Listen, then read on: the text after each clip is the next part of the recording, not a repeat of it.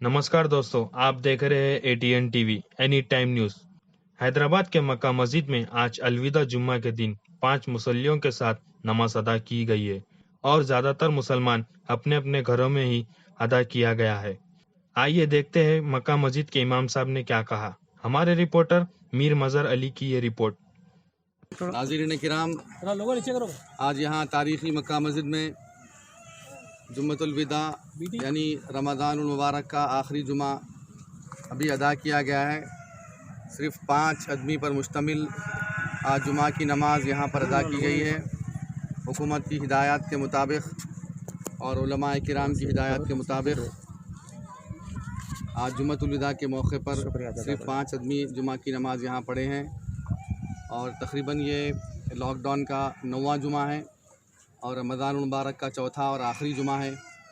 और तमाम मुसलमान उलमा की हिदायत पर और हुकूमत की हिदायत पर अमल करते हुए अपने 5 वक्ता नमाज़ों को और ख़ास तौर पर जुमा की नमाज़ को अपने घरों में अदा कर रहे हैं।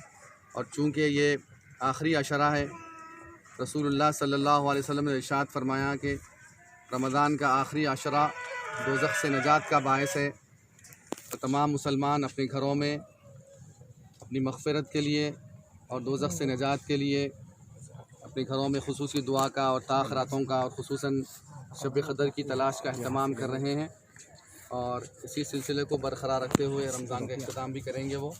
और इंशाअल्लाह ताला मैं तमाम मुसलमानों से अपील करता हूँ कि अपने इस मिशन को जारी रखें और सोशल डिस्टेंस का ख़ास ख्याल रखें और अपने घरों में इबादत करते हुए इस कोरोना वायरस की बीमारी से नजात के लिए, सारी इंसानियत की हिफाजत के लिए, मुसलमानों की हिफाजत के लिए और तमाम अक़वाम की हिफाजत के लिए अल्लाह रब्बुल इज़्ज़त से दुआ करें। इंशाअल्लाह ताला जैसा ही ये कोरोना वायरस का मर्ज़ ख़त्म हो जाएगा, इंशाअल्लाह ताला मुसलमान अपने मसाजिद में फिर से आबाद करेंगे मसाजिद को इंशाअल्लाह ताला। ईद की नमाज का जो मसला है, एक अहम ऐलान मैं कर रहा हूँ।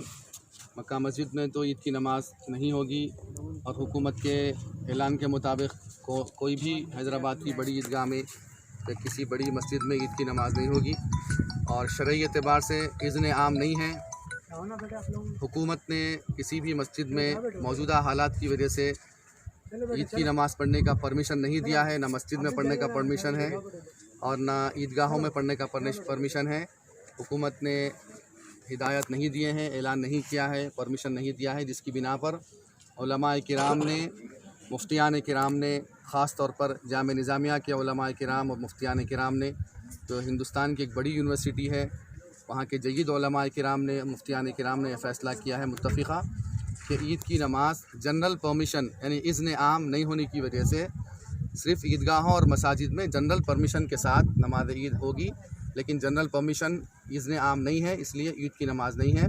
तो लिहाजा मैं तमाम मुसलमानों से अपील करता हूँ कि ये अहनाफ़ का मसलक है और अहनाफ़ के मसलक में ईद की नमाज़ सिवा ईदगाह में और मसाजिद में इज़्न आम की शर्त पर मौक़ूफ़ है। इज़्न आम हो तभी है, लेकिन हुकूमत का इज़्न नहीं है, इजाज़त नहीं है, इज़्न आम नहीं है। लॉकडाउन का सिचुएशन चल रहा है, तो लिहाजा आप अपने घरों अपने मसाजिद में या ईदगाहों में जाने की ज़हमत न करें, बल्कि अपने घरों में या इशराक़ की नमाज़ पढ़ें या चाश्त की नमाज़ पढ़ लें या शुक्राने की नमाज़ बतौर शुक्राना।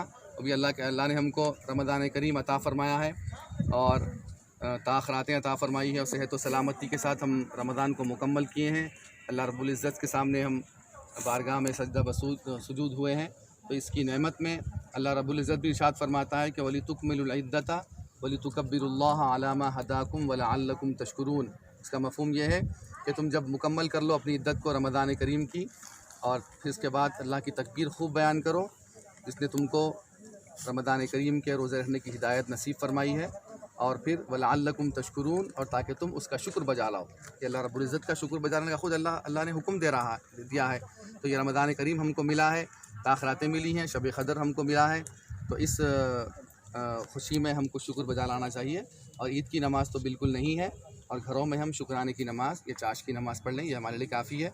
मैं तमाम मुसलमानों से अपील करता हूँ कि मसाजिद की तरफ रुख न करें ईद के दिन, न ईदगाहों की तरफ करें, बल्कि अहनाफ़ के मसलक को और उलमाए जामे निज़ामिया के बयान को, मुफ्तियान जामिया निज़ामिया के बयान को मलहूज़ नज़र रखते हुए अपने घरों में शुक्राने की नमाज़ या इशराक़ की नमाज़ पढ़ लें, यही आपके लिए काफ़ी है।